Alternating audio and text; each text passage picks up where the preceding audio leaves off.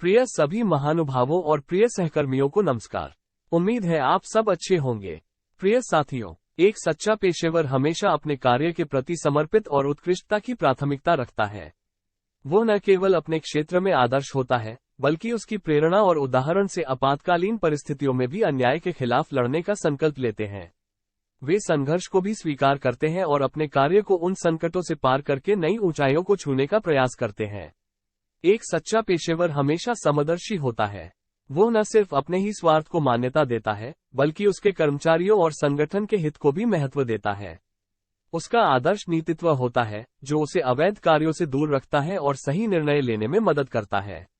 एक सच्चा पेशेवर सामाजिक सरोकार का ध्यान रखता है। वो अपने कार्य को उन सामाजिक मुद्दों के समाधान में योगदान देने का संकल्प लेता है, जो हमारी समाज में मौजूद होते हैं। वो एक सामाजिक औद्योगिक संबंध का पालन करता है, जिससे संगठन के संघर्षों को सफलता मिलती है और समाज को उठाने में सहायता मिलती है। एक सच्चा पेशेवर सबके हितैषी होता है। वो न केवल अपने ही उत्कृष्टता की परिभाषा करता है, बल्कि उसका मुख्य ध्येय होता है कि सभी के लिए उच्चतम स्तर का विकास सुनिश्चित किया जाए। उसकी सोच में समाज के निर्माण और सभी के भलाई के लिए काम करने की प्रेरणा होती है। एक सच्चा पेशेवर सामंजस्यपूर्ण और बहुज्ञ होता है। वो टीम के सदस्यों के साथ मिलकर काम करता है और सही समय पर सही निर्णय लेने का क्षमता रखता है। उसकी सभी को समझने और उन्हें प्रेरित करने की क्षमता होती है, जिससे उनके अद्वितीय कौशल और क्षमताओं का उपयोग संगठन के विकास के लिए किया जा सकता है। आइए सुनते हैं अध्याय 9, जमाने से आगे। अवस्थी भारत के उन गिने चुने सीईओ में से एक है, जिनका इतना लंबा कार्यकाल रहा है। पहले पीपीसीएल के सीएमडी के रूप में, फिर आरसीएफ के सीएमडी के रूप में और अंत में इफको के प्रबंध और सीईओ के रूप में, वे पिछले 4 दशकों के दौरान उर्वरक क्षेत्र में उल्लेखनीय बदलाव लाए हैं। एक ऐसे राजनीतिक माहौल में जहां सार्वजनिक क्षेत्र के मुख्य कार्यकारी अधिकारी सत्ता बदलने के साथ ही अंदर बाहर कर दिए जाते हैं, उन्हें राजीव गांधी से लेकर नरेंद्र मोदी तक 9 प्रधानमंत्रियों तथा 36 मंत्रियों के शासन एमडी और सीईओ के रूप में सेवा करने का गौरव प्राप्त हुआ है। यह एक प्रबंधक के रूप में अवस्थी की उत्कृष्ट क्षमता का प्रतिमान है। यही उनकी थाती है। उन्होंने बड़ी कुशलता से राजनीति के विपरीत ध्रुवोधाराओं को लंबे अरसे तक साधा है।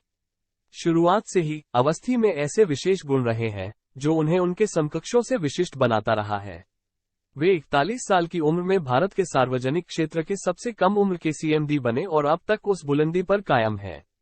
इफको के संयुक्त प्रबंध निदेशक के रूप में लंबे समय से उनके साथ काम कर रहे राकेश कपूर कहते हैं, सार्वजनिक क्षेत्र के मुख्य कार्यकारी अधिकारियों की भीड़ में डॉक्टर अवस्थी एक जानकार, कुशल और परिणाम उन्मुख व्यक्ति के रूप में दूर से नजर आते हैं। कपूर नए नए विचारों के साथ मुस्तैदी से कार्य करने की अवस्थी की क्षमता से गहरे प्रभावित हैं। अवस्थी में किसी भी परियोजना को तेजी से पूरा करने के आवश्यक गुण हैं और इसी कारण उनके नेतृत्व में शुरू हुई परियोजनाओं में कभी देरी नहीं हुई। वित्त और लेखा विभाग के वरिष्ठ कार्यकारी निदेशक कमल वर्मा, जो 1993 से अवस्थी के साथ कार्यरत रहे, कहते हैं, वे प्रबंधक के बजाय उद्यमी हैं। अगर आप इफको में उनके कार्यकाल को देखेंगे तो पाएंगे कि यहां लगातार विकास होता रहा है। विकटतम परिस्थितियों में भी उर्वरक उद्योग की अन्य कंपनियों की तुलना में हमारे परिणाम कहीं बेहतर रहे हैं। फर्टिलाइजर इंडस्ट्री में ये समस्या है कि यहां मूल्यों पर सरकार का नियंत्रण है। जब मूल्य पूर्व निर्धारित होते हैं तो लाभ कमाने का विकल्प यही है कि लागत कम करें और बिक्री बढ़ाएं। जब उत्पादन बढ़ाते हैं तो प्रति इकाई उत्पादन की लागत कम हो जाती है। अवस्थी ने संयंत्रों की उत्पादन क्षमता को दोगुना किया और टेक्नोलॉजिकल अपग्रेडेशन से लागत कम की। फिर उन्होंने कई अन्य व्यवसायों में कदम रखकर व्यावसायिक विविधता ला दी और उर्वरकों पर निर्भरता कम कर दी। बकौल कमल वर्मा, मुझे याद है एक जमाने में डॉक्टर अवस्थी कहा करते थे कि मैं ऑफिस से निकलते वक्त बिजली खुद बंद करता हूं। यह एक संदेश था कि कंपनी की लागत कम करना कितना जरूरी है। उनकी व्यावसायिक दूरदर्शिता और नेतृत्व कौशल का ही कमाल है कि इफको ने 2010 के बाद से हर साल 1000 करोड़ रुपये या उससे अधिक का मुनाफा कमाया है। वर्मा याद करते हैं, मैं तब मार्केटिंग में था और कभी कभी अपने मार्केटिंग डायरेक्टर के साथ उनसे मिलने जाया करता था। मेरे बॉस को मार्केटिंग का सबसे अच्छा ज्ञान होना चाहिए था, लेकिन डॉक्टर अवस्थी के पास उनसे अधिक आंकड़े और जानकारी होती थी। हमारी समस्याओं का उन्होंने हमेशा कोई न कोई समाधान दिया। उनकी यह योग्यता परियोजना प्रबंधन में उनकी महारत और इफको संयंत्रों में प्रयुक्त तकनीकी के गहन ज्ञान के अतिरिक्त है। सच्चे पेशेवर अवस्थी के साथ ही उनके पेशेवर हुनर का लोहा मानते हैं। आईपीएल के निदेशक पीएस गहलोत उर्वरक उद्योग के दिग्गज माने जाते हैं। वे कहते हैं, जब आप कंपनी के निदेशक मंडल में शामिल होते हैं तो आदर्श रूप में आपसे यह उम्मीद की जाती है कि आप अपने विचार और व्यवहार में उस कंपनी की बेहतरी का ख्याल रखेंगे। लेकिन मेरा व्यक्तिगत अनुभव इसके विपरीत है। हमारे निदेशक मंडल में कई निदेशक ऐसे हैं जो आईपीएल को एक प्रतियोगी के रूप में देखते हैं, व्यापार में आईपीएल को अपना प्रतिद्वंद्वी मानते हैं। लेकिन अवस्थी जब आईपीएल के निदेशक मंडल की बैठक में आते हैं तो उनके विचार और व्यवहार में आईपीएल के लिए शुभेच्छा रहती है, प्रतिद्वंद्विता नहीं। अवस्थी अपनी संस्था के हित का ध्यान रखने के साथ साथ उर्वरक उद्योग की अन्य संस्थाओं के हितों के प्रति भी ईमानदारी बरतते हैं। इस गुण ने अवस्थी को और अधिक प्रशंसनीय बना दिया है तथा उनकी सफलताओं में महत्वपूर्ण योगदान दिया है। गहलोत किसान हित के मुद्दों पर विशेष ध्यान देने के लिए अवस्थी का सम्मान करते हैं। वे अवस्थी को भारतीय कृषि का अनन्य सेवक और भारतीय किसानों का अन्यतम शुभचिंतक मानते हैं। गहलोत कहते हैं, मैंने उनको एफएआई और आईएफए दोनों के अध्यक्ष के रूप में देखा है। किसानों का हित उनके दिमाग में सदैव सर्वोपरि रहता है। जब हम ऐसी स्थिति में होते हैं जहां हमें किसानों के हित और अपनी कंपनी के हित के बीच किसी एक को चुनना होता है तो हम अपनी कंपनी का पक्ष लेते हैं। हम सब में ये कमजोरी है। इसको हम ये कहकर जायज ठहराते हैं कि यह हमारी कंपनी ही है जिससे हमारी दाल रोटी चल रही है, जिससे हम अपना परिवार चला रहे हैं। इन सब बातों के आधार पर हम यह न्यायसंगत मान लेते हैं कि हमारी कंपनी हमारे लिए सर्वोपरि है। लेकिन मैंने अवस्थी को ऐसी कई स्थितियों में देखा है जब उन्होंने कहा, हम खुद घाटा उठाएंगे लेकिन किसानों के हितों की रक्षा करेंगे, किसानों के हित के लिए सदैव सजग रहे हैं। गहलोत कहते हैं, जब भी अंतर्राष्ट्रीय बाजार में उर्वरकों के मूल्य में कमी आती है वे किसानों तक उसका लाभ पहुंचाने वाले पहले व्यक्ति होते हैं। हम सभी यह सोचते हैं कि नई खेप आने पर हम मूल्यों को कम करेंगे, इस बीच अपने घाटे को हम थोड़ा कम लेते हैं। लेकिन मैंने अवस्थी को देखा है, किसानों के प्रति उनकी प्रतिबद्धता अडिग और संपूर्ण है। इफ्को के बोर्ड में सहयोजित निदेशक राजकुमार त्रिपाठी इस तथ्य से सहमत हैं। वे कहते हैं, ऐसा कई बार हुआ है कि अंतर्राष्ट्रीय बाजार में उर्वरकों के मूल्य में अप्रत्याशित वृद्धि हुई लेकिन इफ्को ने अपने उर्वरकों के दाम नहीं बढ़ाए। इफ्को ने खुद घाटा उठाया लेकिन किसानों पर आंच नहीं आने दी। दुबई स्थित किसान इंटरनेशनल ट्रेडिंग के निदेशक मंडल के सदस्य और इफ्को के सहयोजित निदेशक विजय शंकर राय कहते हैं, इफ्को उर्वरक बनाने वाली कंपनी है, खाद बेचना इसका मुख्य व्यवसाय है। जब किसानों को उचित मूल्य पर उर्वरक मिलता है तभी इफ्को का मूल उद्देश्य पूरा होता है। गहलोत बताते हैं, आप सरकार के पास एक ही मांग लेकर जाते हैं कि हमारा उद्योग ये राहत चाहता है। अब इससे किसी को 200 रुपये, किसी को 300 रुपये और किसी को सिर्फ 50 रुपये का लाभ होगा। बहुत से लोगों का निर्णय इसी बात पर आधारित होता है कि कोई फैसला उनके लिए कितना फायदेमंद होगा। लेकिन आम सहमति बनाने के लिए अवस्थी अक्सर कहते थे, ठीक है, इससे इफ्को को झटका लगेगा, लेकिन मुझे इस पर कोई आपत्ति नहीं है क्योंकि इसमें उद्योग की व्यापक भलाई निहित है। मैंने ऐसी उदारता दूसरों में नहीं देखी। अवस्थी की दूरदर्शिता और बड़े उद्देश्य की प्राप्ति के लिए प्रयासरत रहने के उनके गुण की झलक एफएआई और आईएफए के उनके कार्यकाल के दौरान भी देखी जा सकती है। सबके हितैषी अवस्थी सभी को साथ लेकर चलते हैं। कंपनी के सीईओ के रूप में वे इफ्को से जुड़े सभी लोगों की भलाई के लिए प्रयत्नशील रहते हैं। वे सभी के हितैषी हैं। अवस्थी ने जल्द ही समझ लिया कि इफ्को की असली ताकत उसके प्रबंधकों और कर्मचारियों में निहित है। उन्होंने ये सुनिश्चित करने के लिए हर संभव प्रयास किया कि संस्था का प्रत्येक व्यक्ति संस्था के प्रति उत्तरदायित्व की भावना महसूस करे। 1993 में प्रबंध निदेशक के रूप में कार्यभार संभालने के तुरंत बाद अवस्थी ने देखा कि पदोन्नति में विलंब के कारण संस्था के लोगों मनोबल कमजोर हो रहा था। तब अधिकारियों को एक ग्रेड से दूसरे ग्रेड में पदोन्नति के लिए 6 से 7 साल तक इंतजार करना पड़ता था। उन्होंने इस समस्या का निदान खोजने के लिए एक उच्च स्तरीय समिति का गठन किया।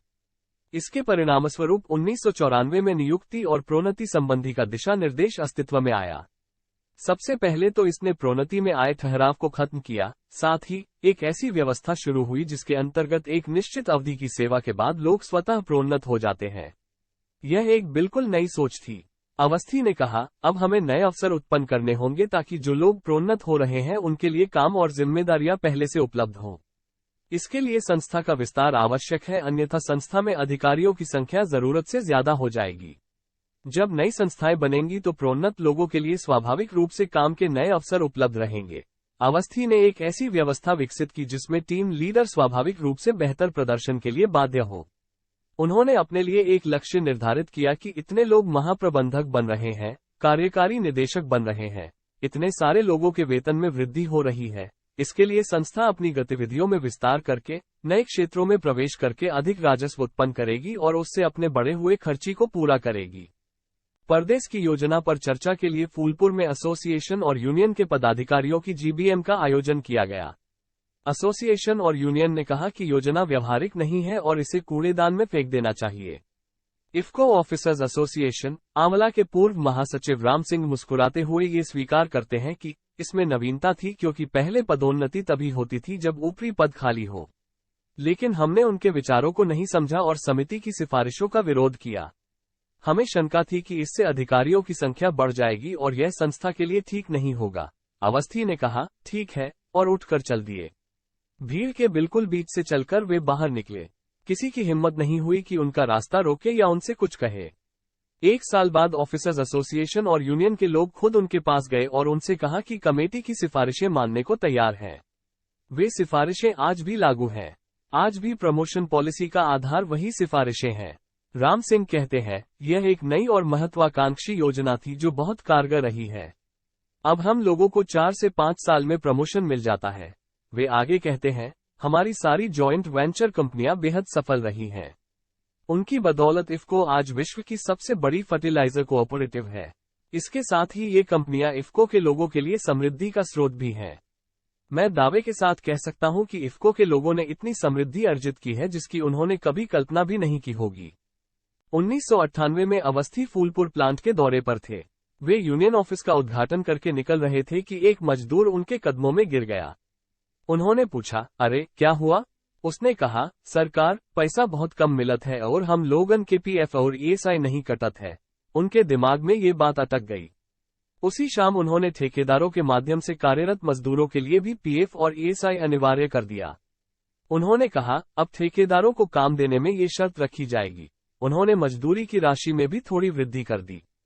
इफको मुख्यालय में ऑफिसर्स एसोसिएशन के अध्यक्ष जितेंद्र तिवारी कहते हैं, इससे ठेकेदारों के लिए बड़ी समस्या उत्पन्न हो गई। एक चालू कॉन्ट्रैक्ट में अगर आप मजदूरी में वृद्धि करते हैं और पीएफ और ईएसआई अनिवार्य कर देते हैं तो इससे पूरी व्यवस्था गड़बड़ हो जाती है। लेकिन उसे लागू किया गया और ठेके के मजदूरों को भी पीएफ और ईएसआई की सुविधा मिलने लगी।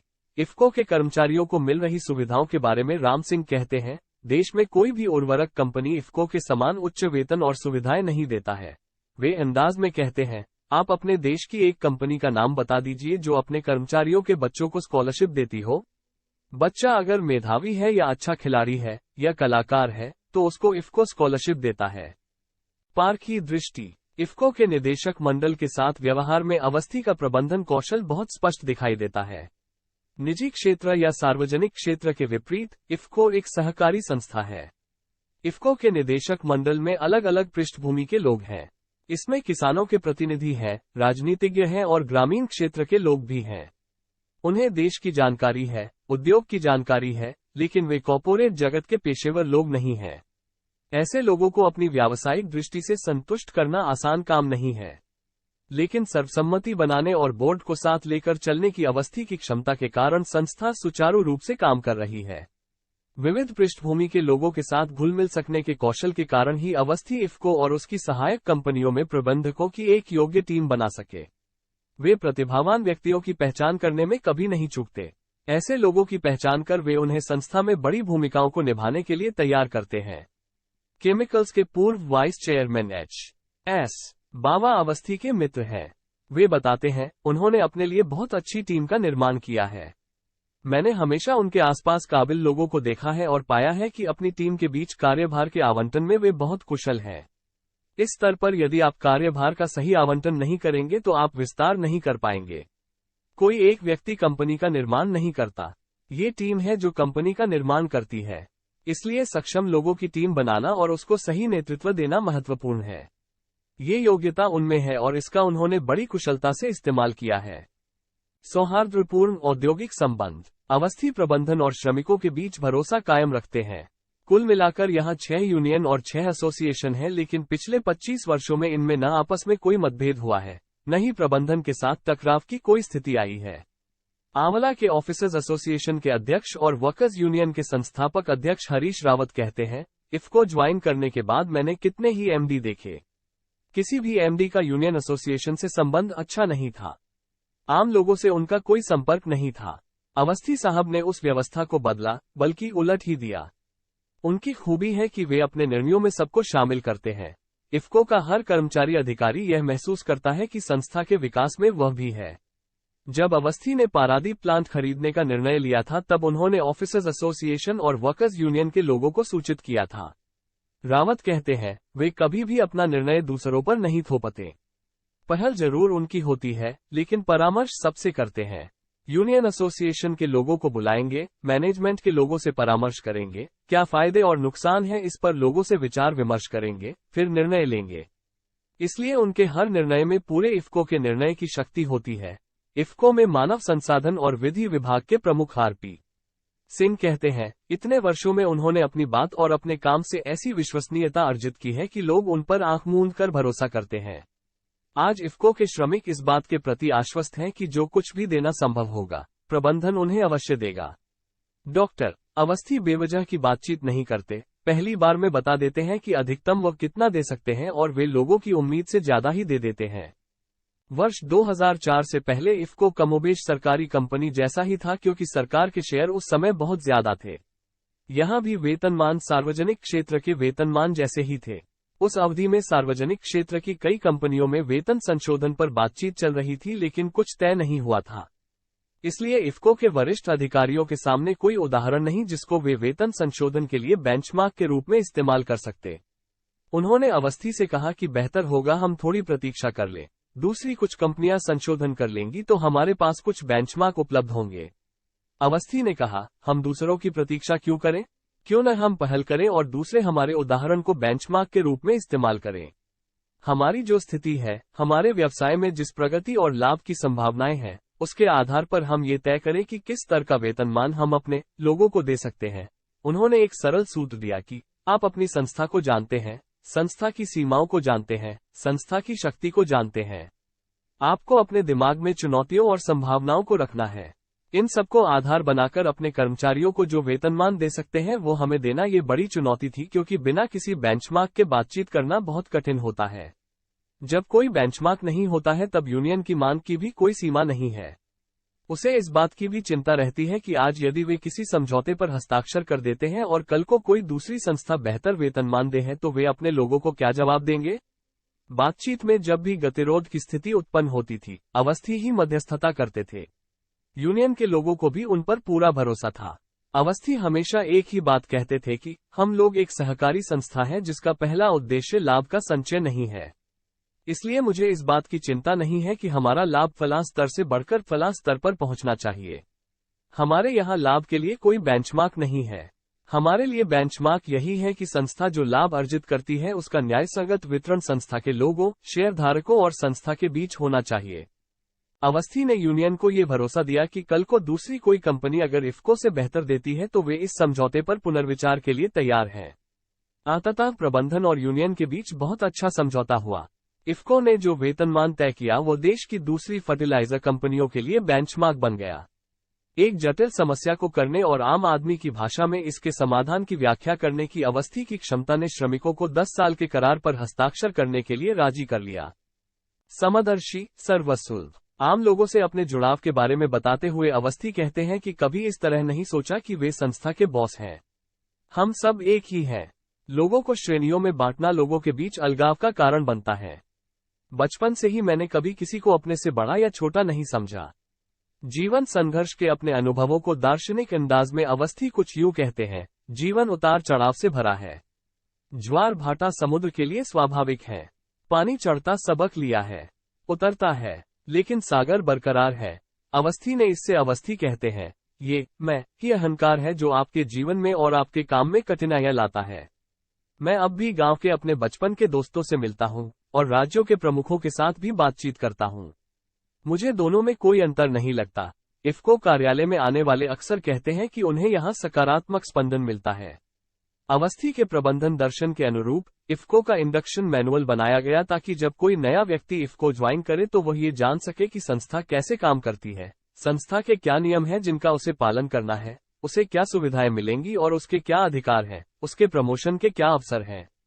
इफ्को फूलपुर के मानव संसाधन विभाग की युवा अधिकारी रेखा मिश्रा कहती हैं, मैनुअल तैयार करने के लिए हर प्लांट से एक एक व्यक्ति चुना गया था।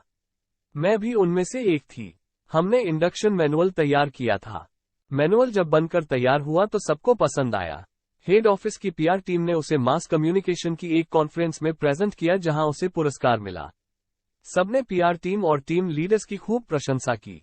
जब मानव संसाधन टीम को इस बात का पता चला तो उन्होंने अपने टीम लीडर से कहा कि इसमें हमारी उपेक्षा हुई है। मैनुअल हम लोगों ने बनाया और प्रशंसा किसी और को मिली। उन्होंने हेड ऑफिस में मानव संसाधन निदेशक को ये बात बताई। अवस्थी को जब इस बात की जानकारी हुई तो उन्होंने तुरंत उन्हें संदेश भिजवाया कि आप सब लोग हेड ऑफिस उनके साथ चाय पीने आए। वे बताती हैं, मुझे याद है 31 दिसंबर 2014 का वो दिन, हेड ऑफिस से मैसेज आया कि अगली फ्लाइट पकड़कर हेड ऑफिस पहुंचिए। हम लोग गए और उनसे मिले। ये हमारे लिए बड़े सम्मान की बात थी। वे बिल्कुल निष्पक्ष हैं और यंग जनरेशन के लिए उनके मन में विशेष है। अवस्थी ने टीम से बहुत गर्मजोशी से मुलाकात की। उन्होंने कहा कि आप लोगों ने बहुत अच्छा काम किया है। आप लोग इसी तरह अच्छा काम करते रहें। यंग जनरेशन से हमें बहुत उम्मीदें हैं। उन्हीं दिनों अवस्थी की मुलाकात प्रधानमंत्री नरेंद्र मोदी से हुई थी। उन्होंने सबको उस मुलाकात के बारे में बताया। उसके बाद इफ्को में कार्यरत महिलाओं के योगदान की उन्होंने सराहना की। रेखा मिश्रा कहती हैं, वे लोगों के हर अच्छे काम की प्रशंसा करते हैं। आदमी चाहे छोटा हो या बड़ा, सबके प्रति उनका व्यवहार एक सा रहता है। उनका ये समदर्शी व्यवहार उन्हें इफ्को में प्रिय बनाता है और संगठन में व्याप्त अपनेपन की भावना को मजबूत करता है। सेवानिवृत्ति, सम्मान और सरोकार। अवस्थी ने इफ्को में एक ऐसी संस्कृति विकसित की है जहां सेवानिवृत्त होने के बाद भी कर्मचारी संस्था से जुड़े रहते हैं। इफ्को के समारोहों में पूर्व कर्मचारियों और अधिकारियों को भी आमंत्रित किया जाता है। उन्हें पहले जैसा ही सम्मान दिया जाता है। पूर्व निदेशक मौजूदा निदेशकों के साथ बैठते हैं। पूर्व अध्यक्षों को अति विशिष्ट व्यक्तियों की कतार में बिठाया जाता है।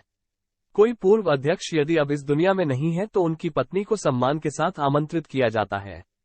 इफ्को की टाउनशिप और इमारतों का नामकरण उसके पूर्व अध्यक्षों और प्रबंध निदेशकों के नाम पर करने की उज्ज्वल परंपरा है।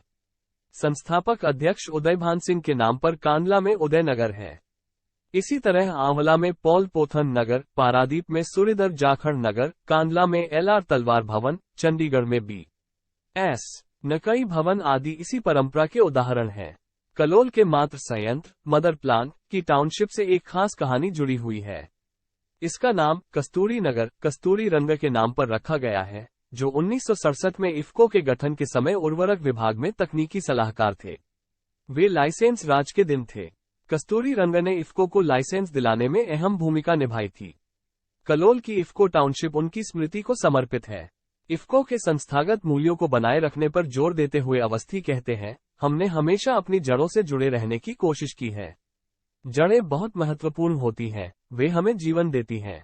अगर हमारी जड़ें कमजोर हैं, अगर हम अपने इतिहास को भूल जाते हैं या अपनी संस्कृति को भूल जाते हैं, तो हम कभी भी एक स्तर से आगे नहीं बढ़ सकते हैं। अगर संगठन की जड़ें मजबूत हैं, अगर हमारी नींव मजबूत है तो हम निरंतर प्रगति कर सकते हैं।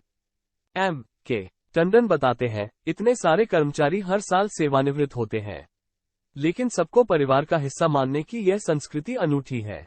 मुझे नहीं पता कि अन्य संगठनों में चीजें कैसी हैं, लेकिन कॉर्पोरेट जगत में इस तरह की बॉन्डिंग आम नहीं है। भले ही कोई व्यक्ति अभी काम कर रहा हो या सेवानिवृत्त हो गया हो, उसे कंपनी से एक जैसा सम्मान और व्यवहार मिलता है। टंडन के पास कई सुखद यादें हैं। वे 30 नवंबर 2000 को इफ्को से सेवानिवृत्त हुए थे। उससे 2 महीने पहले इफ्को टोक्यो ने काम शुरू किया था। उनकी विदाई पार्टी में अवस्थी ने घोषणा की कि वे अगले दिन से इफ्को टोक्यो के वित्तीय सलाहकार होंगे। टंडन कहते हैं, मुझे नहीं पता था कि मेरे विदाई समारोह में कुछ ऐसा होगा। यह मेरे जीवन की एक बड़ी घटना थी। मैंने और 15 साल काम किया। उनके प्रति अपने सम्मान को व्यक्त करने के लिए मेरे पास शब्द नहीं है। इफ्को के रिटायर्ड लोगों को पहले चिकित्सा सुविधा के रूप में साल में एक बार 5,000 रुपये दिए जाते थे। अवस्थी ने एक हेल्थ इंश्योरेंस स्कीम शुरू की जिसके तहत 5,000 रुपये प्रीमियम के बदले सेवानिवृत्त कर्मचारियों और उनके परिवार के लोगों को इंश्योरेंस पॉलिसी मिल गई। इफ्को की मुख्य चिकित्सा डॉक्टर I.S. जैन कहती है, मुझे लगता है कि उस समय जो नींव पड़ी उससे बहुत फर्क पड़ा। सरकारी कार्य संस्कृति की गहरी समझ। उर्वरक उद्योग को कड़े सरकारी नियंत्रणों के तहत काम करना पड़ता है। इफ्को में भी 2004 तक सरकार की हिस्सेदारी थी। इसलिए सरकार के साथ अच्छे संबंध बनाए रखना इस क्षेत्र के किसी भी मुख्य कार्यकारी अधिकारी के लिए जरूरी था। अवस्थी ने पॉल पोथन के सहायक के रूप में काम करते हुए सरकार के साथ विभिन्न स्तर पर संबंध विकसित कर लिए थे। परवर्ती वर्षों में उन्होंने अपने सूत्रों और संपर्कों को और अधिक मजबूत किया। वे विभिन्न स्तर के अधिकारियों के मनोविज्ञान को और अधिकार क्षेत्र की बखूबी जानकारी रखते थे और उसी के अनुरूप उनसे सम्मानजनक व्यवहार करते थे। एच.एस. बावा कहते हैं, उन्होंने नौकरशाहों, मंत्रालय और अन्य संबंधित सरकारी अधिकारियों के साथ अच्छे संबंध बनाए हैं। इसलिए वे हमेशा उद्योग के हितों का और विशेष रूप से इफ्को के हितों का ध्यान रखने में सक्षम रहे हैं। आंवला परियोजना का विस्तार कार्य तब चल रहा था जब अवस्थी ने फूलपुर में नवनियुक्त संयंत्र प्रमुख डी.के. भट्ट को विस्तृत परियोजना रिपोर्ट तैयार कर सरकार को सौंपने को कहा था। उन दिनों क्रमशः 3 स्तर पर अनुमोदन लेना होता था, प्री-पीआईबी, पीआईबी और सीसीए। इसके बाद पर्यावरण मंत्रालय परियोजना को शुरू करने की मंजूरी देता था। अवस्थी ने जनवरी 1995 में भट्ट से कहा, इस बार प्री-पीआईबी नहीं होगा। आपका पीआईबी 29 जनवरी को होगा। आपको तब प्रेजेंटेशन के लिए आना है। पीआईबी की बैठक वाले दिन अवस्थी और उनकी टीम के सहयोगी सबसे पहले उर्वरक सचिव से मिलने गए। उन्होंने परियोजना में ज्यादा रुचि नहीं दिखाई। व्यय विभाग और योजना आयोग भी इस परियोजना को लेकर बहुत उत्सुक नहीं थे। उन्हें लगा कि यह प्रस्ताव घाटे का होगा। अवस्थी बहुत परेशान थे। उस दिन दोपहर बाद पीआईबी की बैठक होनी थी। जब इफ्को की टीम पहुंची, उस समय कोल इंडिया के अधिकारियों से 190 करोड़ रुपए की परियोजना को लेकर पूछताछ चल रही थी। 1 घंटे बाद कोल इंडिया का प्रस्ताव खारिज कर दिया गया और उन्हें 6 महीने बाद संशोधित प्रस्ताव के साथ वापस आने के लिए कहा गया। इसके बाद इफ्को की बारी थी। अवस्थी ने बैठक में कहा, हमने अपने आंवला संयंत्र का विस्तार शुरू कर दिया है। फूलपुर हमारा दूसरा विस्तार होगा। परियोजना में लाभ की अच्छी संभावना है। हमारे पास बहुत अच्छी टीम है। फूलपुर के संयंत्र प्रमुख यहां हमारे साथ हैं। हमने हमेशा अपनी परियोजनाओं को निर्धारित समय और लागत के भीतर पूरा किया है। हम इस परियोजना को भी रिकॉर्ड समय में पूरा कर लेंगे। पीआईबी में 5-6 विभागों के संयुक्त सचिव शामिल थे और उन्होंने 5 मिनट की चर्चा के बाद ही परियोजनाओं को मंजूरी दे दी थी। भट्ट कहते हैं, उन्होंने कोई आपत्ति नहीं जताई। मैं दंग रह गया था। यह अविश्वसनीय था। इफ्को के मुख्य कार्यकारी अधिकारी रूप में अपने शुरुआती दिनों में ही अवस्थी ने अपने सहयोगियों के बीच जो प्रतिष्ठा अर्जित की थी और सरकार के भीतर जैसा भरोसेमंद संबंध बनाए थे, ये घटना उसका जीवंत प्रमाण थी। आईपीएल प्रमुख गहलोत अवस्थी को साहसी व्यक्ति मानते हैं क्योंकि कम लोगों में इतनी हिम्मत होती है कि वे किसी सचिव से जाकर कह सके कि इस नीति से उद्योग को नुकसान होगा, इसलिए कृपया इसकी समीक्षा की जाए। गहलोत कहते हैं, लेकिन ये काम वे कूटनीतिक तरीके से करेंगे, लेकिन कुछ लोगों को तब भी शिकायतें रही हैं। कुछ सचिव कहते थे, वे अपने में क्या सोचते हैं। उर्वरक मंत्रालय में जिन 28 सचिवों के साथ अवस्थी ने काम किया है, उनमें कुछ एक के साथ ही अवस्थी के सैद्धांतिक मतभेद रहे। गहलोत कहते हैं, अवस्थी ने कभी हार नहीं मानी। इस संबंध में वे एक सचिव के साथ की एक घटना को विशेष रूप से याद करते हैं जो कुछ ऐसा करना चाहते थे जिससे इफ्को को नुकसान होता। तब अवस्थी ने कहा था, आप जो कह रहे हैं उसे मानकर मैं इफ्को को नुकसान नहीं होने दे सकता। अवस्थी पर क्रोधित हो गए।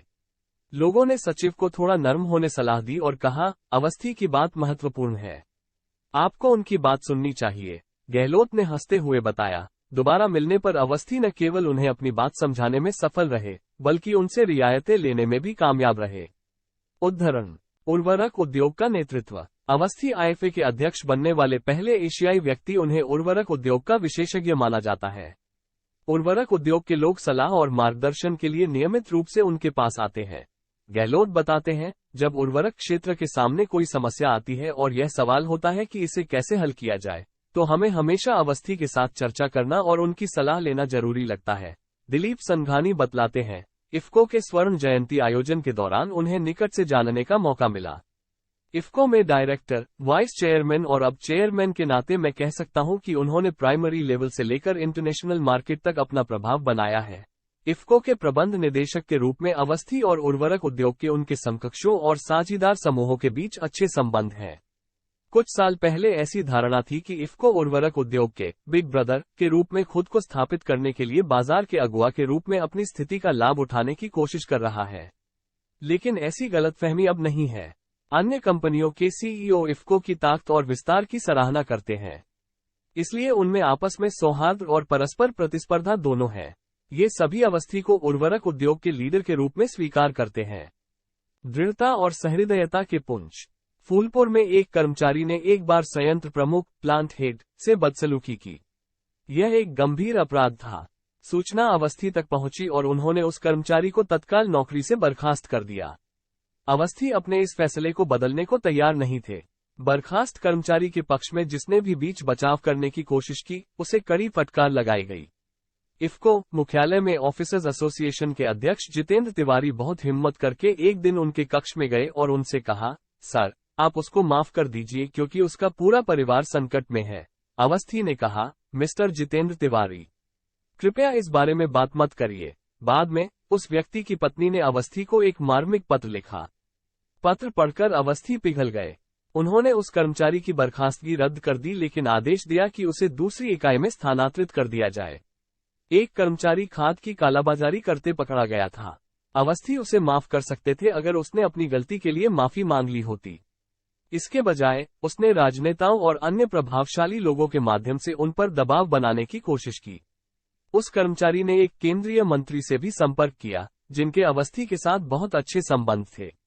अवस्थी किसी की बात सुनने को तैयार नहीं थे। उन्होंने उसकी सेवाएं समाप्त कर दी। अवस्थी इस बात से नाराज हो गए कि उसने बाहर के लोगों से सिफारिश करवाए। अवस्थी को इफ्को के आंतरिक मामलों में किसी प्रकार का बाहरी हस्तक्षेप बर्दाश्त नहीं है। इफ्को की सफलता के अनेक कारणों में ये भी एक कारण है। इफ्को के हितों की रक्षा के लिए उन्होंने उच्च प्राधिकारियों के अनुरोध को भी अस्वीकार किया है। तिवारी कहते हैं, ऑफिसर्स एसोसिएशन के अध्यक्ष होने के नाते मैं कह सकता हूं कि अगर उन्होंने इस दबाव को दृढ़ता से नहीं संभाला होता तो कई गलत नियुक्तियां, गलत पदोन्नति और गलत स्थानांतरण हो सकते थे। वे अपने सिद्धांतों से 1 इंच भी नहीं हिलते हैं। लेकिन अगर संस्था के भीतर से कोई यूनियन नेता या प्रतिनिधि या कर्मचारी खुद या उसकी पत्नी या बच्चे किसी चीज के लिए उनसे संपर्क करता है तो वे उसके के प्रति प्रायः उदार रहते हैं। अवस्थी कहते हैं, एक मुख्य कार्यकारी के रूप में मैं ऐसा निर्णय नहीं ले सकता जिससे संस्था का नुकसान हो। अगर मैं सबको खुश रखने की कोशिश करने लग जाऊं तो ये संभव नहीं है। मुझे ये पद सिर्फ अच्छे संबंध रखने के नहीं दिया गया है। मुझे निष्पक्ष संबंध रखने के लिए भेजा गया है। मैं निष्पक्ष रूप से काम करता हूं और मेरा हर फैसला पारदर्शी होता है। वे आगे कहते हैं, मेरा अटल विश्वास है कि मुख्य कार्यकारी का पद चाहे वह संस्था का हो, प्रांत का हो, देश का हो या परिवार का, भगवान शिव की तरह विष पीने की क्षमता रखने वालों का होना चाहिए। उसे जहर को अपने गले में रखना चाहिए ताकि शरीर के बाकी हिस्से अप्रभावित रहें। यदि आप अपने व्यक्तिगत हितों को इसमें शामिल करते हैं तो आप मुख्य कार्यकारी अधिकारी बनने के लायक नहीं हैं। 1994-95 में देश में हेपेटाइटिस बी के मामले तेजी से बढ़ रहे थे। यह एक जानलेवा बीमारी थी और इसका उन दिनों कोई इलाज नहीं था। इससे बचाव के लिए इंटरफेरॉन नामक एक वैक्सीन आई थी जो बहुत महंगी थी। उसकी कीमत 1 लाख के आसपास थी और पूरी सुरक्षा के लिए 3 इंजेक्शन लगते थे। डॉक्टर जैन ने अवस्थी से मिलकर अनुरोध किया कि इस बार दिवाली बोनस के बदले सारे कर्मचारी और उनके आश्रितों डिपेंडेंट्स को हेपेटाइटिस बी वैक्सीन लगवा दिया जाए। उन्होंने ध्यानपूर्वक सुना और डॉक्टर जैन को प्रपोजल बनाकर लाने को कहा। अवस्थी ने प्रस्ताव को तत्काल मंजूरी देते हुए देश भर के इफ्को कर्मचारियों और उनके परिवार के लोगों को वैक्सीन लगवाया और सबको दिवाली बोनस भी दिया। इफ्को कर्मचारी यूनियन के अध्यक्ष ब्रजेश कुमार कहते हैं, अवस्थी साहब दयालु व्यक्ति हैं लेकिन संस्था के हित में अपनी भावना को नियंत्रित रखना बखूबी जानते हैं। इफ्को के प्रतिनिधि और कॉबेट के निदेशक वीर प्रताप सिंह उनके गांव के एक प्रतिद्वंद्वी राजनीतिक परिवार से हैं। वे बताते हैं, अवस्थी जी ने मेरे साथ अपने संबंधों में कभी इस बात को आड़े नहीं आने दिया। मैं तो कहूंगा कि अपने परिवार वालों की अपेक्षा उन्होंने मुझे आगे बढ़ाया है। सिंह कहते हैं, उनके एमडी बनने के 3-4 महीने के बाद ही एजीएम एनुअल जनरल मीटिंग हुई थी। मैं ये सोचकर गया था कि मैं उनसे नहीं मिलूंगा, लेकिन उन्होंने मुझे पूरी तरह चौंका दिया। उन्होंने स्टेट मार्केटिंग मैनेजर मेरे बारे में पूछताछ की और मेरा पता लगाया। उन्होंने पीछे से आकर मेरे कंधे पर हाथ रखा। जब मैं पीछे मुड़ा तो मैंने देखा कि वो मुझे देखकर मुस्कुरा रहे हैं। मैंने झुककर उनके पैर छुए। यह अनायास हुआ। गहलोत कहते हैं कि अवस्थी स्वभाव से बहुत ही विचारशील व्यक्ति हैं। जैसा आदमी मिलना मुश्किल है, लेकिन जो उनके पद और प्रभाव से आकृष्ट होकर उनके पास आते हैं और कुछ चतुराई करने का प्रयास करते हैं, उनके साथ वे उतनी ही कठोरता से पेश आते हैं। बहुतेरे सफल लोगों उनके मित्र और विरोधी प्रचुर मात्रा में हैं। गहलोत, जिन्होंने अवस्थी के सकारात्मक और नकारात्मक दोनों पक्षों को बखूबी देखा है, कहते हैं कि वे कभी कभी विरोधाभासों के एक समुच्चय के रूप में नजर आ सकते हैं। वे कहते हैं, अगर आपसे कोई यह कहता है कि उसने अवस्थी से बेहतर कोई आदमी नहीं देखा है या अवस्थी बेमिसाल व्यक्ति है, वे लोगों की मदद करने में कोई कसर नहीं छोड़ते, वे संस्था में छोटे से छोटे व्यक्ति का भी पूरा ख्याल रखते हैं, तो ये बिल्कुल सत्य है। लेकिन वहीं कोई आपसे ये कहे कि अवस्थी बड़े अहंकारी हैं, वे ऐसे व्यवहार करते हैं जैसे दुनिया में उनसे बड़ा कोई दूसरा है ही नहीं, वे दूसरे की बात सुनने को बिल्कुल तैयार ही नहीं होते, तो हो सकता है वह भी सच कह रहा हो। अवस्थी अपने मातहतों के प्रति अत्यंत सहृदय हैं। भट्ट को इफ्को के विपणन निदेशक पद पर नियुक्ति के लिए साक्षात्कार बोर्ड के समक्ष उपस्थित होना था। अवस्थी ने उन्हें इंटरव्यू के लिए तैयार किया। अवस्थी ने साक्षात्कार के लिए भट्ट के सूट का चयन किया, टाई का रंग तय किया और सवालों के जवाब देने के लिए उन्हें प्रशिक्षित किया। इंटरव्यू से पहले जब भट्ट उनसे मिलने गए तो उन्होंने उन्हें गले लगाया और कहा, जाइए, आपका चयन हो जाएगा। कमल वर्मा, जिन्होंने लगभग 3 दशकों तक अवस्थी के साथ काम किया है, कहते हैं कि वे बिल्कुल नारियल की तरह हैं, बाहर से जितने सख्त, अंदर से उतने ही मुलायम। उनका हृदय करुणा से भरा हुआ है। सामाजिक सरोकार कॉर्पोरेट जगत में ऐसे लीडर कम हैं, जिन्हें न केवल बोर्डरूम में बल्कि खेतों और गांवों में भी समान रूप से सम्मान मिलता है। संकट में पड़े लोगों तक पहुंचने और उनके जीवन में बदलाव लाने की अवस्थी की क्षमता उनके व्यक्तित्व का एक अभिन्न हिस्सा है। वे अपने पैतृक गांव सथनी में बड़े आदर से देखे जाते हैं। जब अवस्थी इफ्को के प्रबंध निदेशक बने तो उन्होंने महिलाओं लिए एक स्वयं सहायता समूह SHG के गठन की सुविधा प्रदान की। SHG की एक सदस्य बताती है, हमने तरह तरह के नए हुनर सीखे। उसमें जरूरतमंद सदस्यों के लिए छोटे छोटे ऋणों की भी सुविधा है। इस गांव में उन्होंने हर घर को प्रेशर कुकर और गैस का चूल्हा दिया है। हमारे यहाँ नजदीक में कोई अस्पताल नहीं था। हम लोगों ने उनसे अस्पताल के लिए कहा और उन्होंने अस्पताल बनवा दिया जहां हमें मुफ्त दवाइयां भी मिलती हैं। सथनी की एक महिला कहती है, हम लोगों ने कभी सपने में भी नहीं सोचा था कि मर्दों के सामने खड़ी होकर हम बोल सकती हैं। लेकिन आज आप मुझे किसी मंच पर माइक के सामने बोलने को कहें तो मैं बड़े आराम से अपनी बात कह सकती हूँ। एक अन्य महिला कहती है, इस गांव के लोगों के लिए जितना MD साहब ने किया है उतना किसी और ने कभी नहीं किया। हर साल गांव में कंबल बंटवाते हैं। उनकी वजह से गांव का हर आदमी सुखी है। भगवान से यही प्रार्थना है कि वे सदैव स्वस्थ रहें, 100 बरस जिए और दुनिया में लोगों का कल्याण रहे। दूसरी महिला कहती है, MD साहब के बारे में क्या बताएं? MD साहब तो हीरा आदमी है। उन्होंने हमारे सारे सपने पूरे कर दिए। हम लोगों को हरिद्वार और ऋषिकेश का दर्शन करवाया। हम लोग उन तीर्थ स्थानों पर गए और गंगा जी में स्नान किया। हमारे आने जाने, रहने और खाने पीने सबका इंतजाम उन्होंने किया। एक बुजुर्ग व्यक्ति बताते हैं, अवस्थी जी से पहले इस गांव को कोई नहीं जानता था। मैं एक मिडिल स्कूल में शिक्षक था। साइकिल से रोज स्कूल जाया करता था। एक ही सड़क है जो इस गांव को बाहर से जोड़ती है। ये बिल्कुल कच्ची सड़क थी। बरसात के मौसम में इतनी कठिनाई होती थी कि कोई इस गांव में आना नहीं चाहता था। अवस्थी जी ने उस सड़क को पक्का करवाया। राम सिंह कहते हैं, कोई ऐसा प्रबंध निदेशक होगा जो गांव में जाकर बकरी बांटे? अवस्थी ऐसा करते हैं पूरे भारत के गांवों में। उनके पैतृक गांव के लिए उनका सबसे बड़ा उपहार प्राथमिक स्वास्थ्य केंद्र है। सप्ताह में 2 दिन 2 डॉक्टर यहां आते हैं। इस केंद्र में 20 किलोमीटर दूर से मरीज आते हैं क्योंकि दवाएं असली होती हैं और मुफ्त दी जाती हैं। उन्होंने गांव में सौर ऊर्जा के उपकरण लगवाए हैं। एक ग्रामीण का कहना है, सड़क पर जो बत्तियां लगी हैं वे सब सौर ऊर्जा से चलती हैं। सच तो ये है कि इस गांव को जितना उन्होंने दिया है उसे हम लोग मेंटेन नहीं कर पा रहे हैं। इस क्षेत्र में समृद्धि लाने के लिए उन्होंने बहुत कुछ किया है। प्रबंध निदेशक बनते ही उन्होंने यहां नेत्र शिविर लगवाना शुरू कर दिया। इफ्को द्वारा आयोजित नेत्र शिविरों में अब तक उन्नाव जिले के कम से कम 20,000 लोगों का मोतियाबिंद का ऑपरेशन हो चुका है। अवस्थी ने सथनी में पहला नेत्र शिविर 1995 में आयोजित करवाया। उन्होंने तब जोर देकर कहा था कि ऑपरेशन गांव में ही होंगे।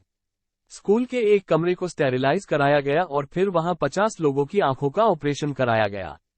सारे ऑपरेशन सफल रहे। कार्यक्रम की कामयाबी से उत्साहित होकर इफ्को ने यहां हर साल नेत्र शिविर लगाना शुरू किया। इस अभियान को उत्तर प्रदेश के अन्य जिलों तक ले जाया गया। इफ्को द्वारा आयोजित नेत्र शिविरों में अब तक मोतियाबिंद के लगभग 35,000 ऑपरेशन किए जा चुके हैं। इफ्को के विपणन निदेशक योगेंद्र कुमार कहते हैं, हमने उत्तर प्रदेश के लखीमपुर जिले में नेपाल की तलहटी के पास एक नेत्र शिविर का आयोजन किया था। 17-18 साल की एक लड़की की आंख में माड़ा था। दोनों आंखों में सफेदी छाई हुई थी। उसके पिता नेत्र शिविर में उसको लेकर आए। डॉक्टर ने कहा कि अगर लड़की का पिता ये लिख कर दे कि वो जोखिम उठाने को तैयार है तब वे ऑपरेशन करेंगे। पिता ने कहा, वो पहले से ही कुछ भी नहीं देख पा रही है। मैं उसकी आंखों के इलाज के लिए कोई भी जोखिम उठाने को तैयार हूं। क्या आप विश्वास करेंगे? ऑपरेशन सफल रहा। जब उसकी आंखों की पट्टी हटाई गई उसने रोते हुए पुष्टि की कि वो सभी को देख सकती है। उस समय वहां उपस्थित लोग खुशी से रो पड़े। योगेंद्र कुमार याद करते हैं, इफ्को ने अफ्रीकी देश सेनेगल में भी नेत्र शिविर लगाया। वहां इफ्को का फॉस्फोरिक एसिड का संयुक्त उपक्रम है। सेनेगल के राष्ट्रपति ने अवस्थी से इसके लिए आग्रह किया था। अवस्थी ने सहर्ष हामी भर दी और सेनेगल में नेत्र शिविर लगाने के लिए 15 दिन बाद की तारीख दे दी। लेकिन ये बड़ी चुनौती थी। सबसे बड़ी समस्या थी कि डॉक्टरों के साथ जो कंपाउंडर आदि की टीम थी उनमें किसी के पास पासपोर्ट नहीं था। इफ्को मार्केटिंग के लोगों ने दौड़ भाग करके सारे कागजात तैयार कराए और 15वें दिन टीम को सेनेगल रवाना कर दिया गया। वहां पहले दिन तो कम मरीज आए, लेकिन उसके बाद लोगों का ऐसा तांता लगा कि 7 दिनों में वहां 876 ऑपरेशन किए गए और लगभग 5000 लोगों की आंखों का इलाज किया गया। एक बार D.K. भट्ट के गांव में एक लड़की पेड़ से गिरकर गंभीर रूप से घायल हो गई। उसके पिता बहुत गरीब थे। उसको जो इम्प्लांट लगना था उसकी कीमत 40,000 रुपये आ रही थी। भट्ट ने अवस्थी से पूछा कि क्या वे उनकी मदद कर सकते हैं। अवस्थी ने तुरंत इफ्को किसान सेवा ट्रस्ट को स्वीकृत करने के लिए कहा। किसान सेवा ट्रस्ट के माध्यम से ऐसी सहायता राशि की अधिकतम सीमा केवल 25,000 रुपये है। अवस्थी ने चेयरमैन की विशेष स्वीकृति के माध्यम से इम्प्लांट के लिए आवश्यक पूरी राशि मंजूर कराई। 2009 में इफ्को के विपणन निदेशक के रूप में सेवानिवृत्त हुए भट्ट कहते हैं, मुझे नहीं लगता कि उनसे कुछ वैध मांगने वाला कभी खाली हाथ लौटा है। लंबे समय तक आईएफए के महानिदेशक रहे लुकमान उस समय को याद करते हैं जब वे 2006 में आईएफए सम्मेलन के लिए केप टाउन गए थे। वे बताते हैं, आईएफए प्रतिनिधियों के में शाम को एक सांस्कृतिक कार्यक्रम आयोजित किया गया था। विश्व उर्वरक उद्योग से संबंधित सभी विशिष्ट व्यक्ति वहां मौजूद थे। वहां अवस्थी की तुलना में 100 गुना अधिक पैसा कमाने वाले अधिकारी उपस्थित थे। अमेरिकी कंपनियों के सीईओ कुछ सालाना सैकड़ों करोड़ का बोनस पाते हैं। वे सब मौजूद थे। सम्मेलन के दौरान आयोजित सांस्कृतिक कार्यक्रम में वहां के समाज के उपेक्षित बच्चों ने एक समूह नृत्य प्रस्तुत किया। जब नृत्य समाप्त हुआ तो अवस्थी ने अपना हाथ उठाया और कहा, मेरा नाम उदय शंकर अवस्थी है। मैं भारत का प्रतिनिधि हूँ। भारत में मैं इफ्को का प्रतिनिधि हूँ। मैं इन बच्चों के लिए $10,000 का अनुदान करता हूँ। लुकमान कहते हैं, कोई थोड़ी देर के लिए स्तब्ध रह गया और फिर तालियां बजने लगी। तुमुल करतल ध्वनि से सम्मेलन कक्ष गूंज उठा। यह एक अद्भुत क्षण था। किफायती नजरिया। ओमान परियोजना से लेकर देश विदेश स्थित इफ्को की तमाम परियोजनाओं की स्थापना और विस्तार की लागत को कम करने में अवस्थी कामयाब रहे हैं। इसके लिए उन्हें सरकार और उद्योग जगत से सराहना मिलती रही है। अपने इस कौशल को उन्होंने अपने मातहतों में भी विकसित किया है। फूलपुर में संयंत्र प्रमुख प्लांट हेड नियुक्त करने के एक पखवाड़े बाद अवस्थी ने भट्ट को प्लांट के विस्तार के लिए एक रिपोर्ट देने को कहा। भट्ट ने एक संक्षिप्त रिपोर्ट बनाकर उन्हें भेज दी। उन्होंने पूछा, यूरिया की कीमत क्या होगी? भट्ट ने इस बारे में नहीं सोचा था। वे केवल उपकरण और मशीनों पर ध्यान केंद्रित कर रहे थे। उन्होंने समझाया, यूरिया की कीमत बहुत अधिक हो जाएगी। लागत कम करो और कीमत नीचे लाओ। अब तक यांत्रिक विभाग संभालने वाले भट्ट को यूरिया की कीमत का अंदाजा नहीं था। उन्होंने उन लोगों से परामर्श किया जिन्होंने इस क्षेत्र में काम किया था और एक संशोधित रिपोर्ट बनाए। लागत अब भी अधिक है, इसे और नीचे लाओ, अवस्थी ने भट्ट से कहा। यूरिया की कीमत तय करने से पहले अवस्थी ने 3-4 बार उसका पुनरीक्षण किया। अवस्थी ने भट्ट को और अन्य सभी अधिकारियों को बुलाया और कहा, आपको याद रखना चाहिए कि संयंत्र चलाना और नया संयंत्र स्थापित करना 2 अलग अलग चीजें हैं। यदि आप एक नया संयंत्र स्थापित करने जा रहे हैं तो आपको सदैव यात्रा के लिए तैयार रहना चाहिए। दूसरा, आपको जो कुछ भी करना है उसे वहीं का वहीं पूरा कर लें। किसी निर्णय में देरी न करें और अनावश्यक फाइल कार्य से बचें। यह व्यावहारिक प्रशिक्षण था जिसे भट्ट कभी नहीं भूले। महिला सशक्तिकरण। आज दुनिया भर में महिला सशक्तिकरण की बात की जा रही है। महिलाओं को बिना मुख्यधारा में लाए समाज का समावेशी विकास सुनिश्चित नहीं किया जा सकता है। अवस्थी कहते हैं, हमने भी अपनी संस्था, अपनी सहयोगी संस्थाओं और अपनी सदस्य सहकारी समितियों में महिलाओं की भागीदारी बढ़ाने के हर संभव प्रयास किए हैं। आईएफएफडीसी की परियोजनाओं में महिला नेतृत्व बहुत सशक्त रूप में उभर कर आया है और यहां इनकी भागीदारी 43% तक है। वर्ष 2019 में इफ्को के नए निदेशक मंडल के गठन से पहले RGB-2 में 5% सीटें और महिलाओं के लिए निदेशक मंडल में 1 सीट आरक्षित करने के लिए उपनियमों में संशोधन किया गया। इफ्को की RGB में सदस्यों की संख्या 1000 है, इसलिए अब इफ्को की RGB में 50 प्रतिनिधि अनिवार्य रूप से महिलाएं होंगी। ये 50 महिला प्रतिनिधि अपने बीच से निदेशक मंडल के लिए एक निदेशक का चुनाव करती हैं। देश के सैनिकों को सलाम। इफ्को के स्वर्ण जयंती महोत्सव के दौरान अवस्थी की उत्तर पूर्व की यात्रा का आयोजन ब्रिगेडियर सुरेंद्र कुमार ने किया था। नाथुला दर्रे के पास वहां का दृश्य और प्रबंध देखकर अवस्थी गदगद हो गए। विजिटर्स बुक में उन्होंने बहुत सुंदर संदेश लिखा। इफ्को को भारतीय सेना पर गर्व है। हम किसानों की संस्था हैं। हमारे भाइयों और बहनों में से अधिकतर भारतीय सेना में शामिल होते हैं। आप देश की सीमा की रक्षा करते हैं और हम देश में खाद्यान्न आपूर्ति की रक्षा करते हैं। भारत के सैनिकों को हमारा सलाम। मैं इफ्को के प्रबंध निदेशक हैसियत से सेना कल्याण कोष में 10 लाख रुपये का योगदान करना चाहता हूं। मुझे ये जानकर खुशी होगी कि इस राशि को हम कहां भेज सकते हैं। उदय शंकर अवस्थी 12 अप्रैल 2017। विजयी विश्व तिरंगा प्यारा, झंडा ऊंचा रहे हमारा। धुन के पक्के। नाथुला से वे गैंगटॉक लौटे जहां किसान सहकारिता सम्मेलन आयोजित किया गया था। अवस्थी ने राज्य के अतिरिक्त मुख्य सचिव से मुलाकात की, जिसके परिणामस्वरूप सिक्किम इफ्को ऑर्गेनिक्स लिमिटेड का गठन हुआ। समझौता ज्ञापन पर हस्ताक्षर किए गए, संयुक्त कंपनी का गठन किया गया और इसके तुरंत बाद काम शुरू हो गया। ये सब 1 साल के भीतर हुआ। यह उनकी दृष्टि और दृढ़ संकल्प की अभिव्यक्ति है। ब्रिगेडियर कुमार कहते हैं, उन्हें करीब से देखने से मुझे ये पता चला कि एक बार जब वो कुछ करने का मन बना लेते हैं तो चाहे परिस्थितियां कैसी भी हो, वे कभी पीछे नहीं हटते हैं। मिलनसार और बहुज्ञ। कुछ लोगों के पास ज्ञान की गहराई होती है, कुछ के पास ज्ञान का विस्तार होता है। अवस्थी जी के पास दोनों गुण हैं। अवस्थी का अंदाज़े-बयां कमाल का है। वे लगभग हर किसी से दिलचस्प बातचीत कर सकते हैं, जिस किसी से वे मिलते हैं। ब्रिगेडियर कुमार अवस्थी को उत्तर पूर्व नॉर्थ ईस्ट की 2 पार्टियों में ले गए। शिलोंग में major general RK Gupta brigadier Kumar के पाठ्यक्रम साथी, कोर्समेट, मेजबान थे। पहली पार्टी उन्होंने ही दी थी। ब्रिगेडियर कुमार याद करते हैं, पार्टी बिल्कुल आर्मी स्टाइल थी। मिलिट्री बैंड बज रहा है, पगड़ी और दस्ताने पहने वेटर्स ड्रिंक सर्व कर रहे हैं, बिल्कुल उच्च कोटि का माहौल है। उस पार्टी में एक लेफ्टिनेंट जनरल भी थे, मेजर जनरल गुप्ता के बॉस। डॉक्टर अवस्थी और लेफ्टिनेंट जनरल पार्टी में एक साथ रहे। दोनों ने साथ खाना खाया। उनका व्यवहार बिल्कुल सहज था। दूसरी पार्टी दीमापुर, नागालैंड में हुई। लेफ्टिनेंट जनरल अनिल चौहान के निवास पर कॉकटेल डिनर था।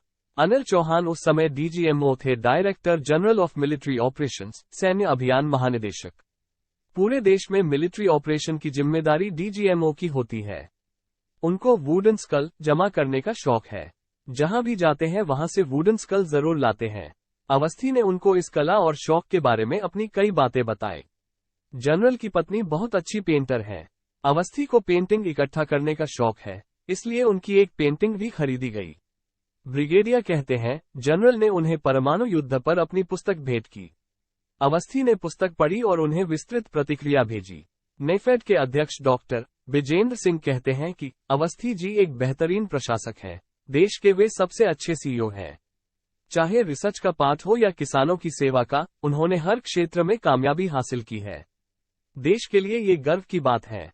दूरदर्शिता का उत्कर्ष। अवस्थी हमेशा एक थिंक टैंक के रूप में कार्य करने के लिए विभिन्न क्षेत्रों के प्रतिष्ठित विशेषज्ञों का एक ट्रस्ट स्थापित करना चाहते थे, जिसका उद्देश्य इफ्को और उसके शीर्ष प्रबंधन को उन मुद्दों पर सलाह देना था जो देश में किसानों और सहकारी समितियों के लिए उठाए जा सकते हैं। उनकी सोच थी कि यह ट्रस्ट गांव के लोगों के कल्याण और विकास के सामाजिक कार्यों का वाहक बने। अवस्थी कहते हैं, मेरा शुरू से ही यह विचार था कि हमारे पास एक ऐसा ट्रस्ट न्यास होना चाहिए जिसके ट्रस्टी न्यासी विभिन्न क्षेत्रों के प्रतिष्ठित विशेषज्ञ हो और वे एक थिंक टैंक के रूप में काम करें। मेरा ख्याल था कि हम लोग तो अपनी कंपनी के काम में ही पुनर्तः व्यस्त रहते हैं। ये थिंक टैंक हमें सलाह देगा कि देश में किसानों और सहकारी समितियों की बेहतरी के लिए कौन से मुद्दे उठाए जा सकते हैं।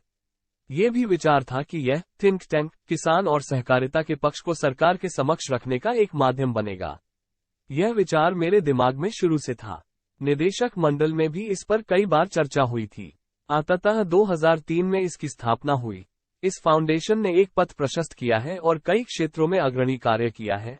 जिनमें से कुछ को सरकार द्वारा प्रमुख कार्यक्रमों के रूप में अपनाया गया। अवस्थी कहते हैं, हमें खुशी है कि हमारे कई मॉडल प्रोजेक्ट अब सरकार के महत्वपूर्ण कार्यक्रम बन गए हैं। स्वच्छ भारत अभियान एक ऐसा ही उदाहरण है। हमने संपूर्ण स्वच्छता के लिए गांवों को एक मॉडल के रूप में लिया। हमने बुनियादी ढांचा बनाया, पद्धति का प्रदर्शन किया और सकारात्मक बदलाव लाए। उदाहरण, जब सरकार ने स्वच्छ भारत अभियान कार्यक्रम शुरू किया तो इफ्को फाउंडेशन ने 10 करोड़ रुपए का दान दिया। इसके बाद इफ्को फाउंडेशन ने मिट्टी की जांच का अभियान शुरू किया, लोगों को प्रशिक्षित किया और इस उद्देश्य के लिए प्रयोगशालाएं स्थापित की। ये देश के हर राज्य में प्रसिद्ध भूमि बचाओ अभियान का हिस्सा बन गया। अब सरकार ने इसे बड़े पैमाने पर अपनाया है। इसी तरह इफ्को टोक्यो के तहत फाउंडेशन ने किसानों और मजदूरों के लिए बहुत छोटी बीमा योजनाएं शुरू की।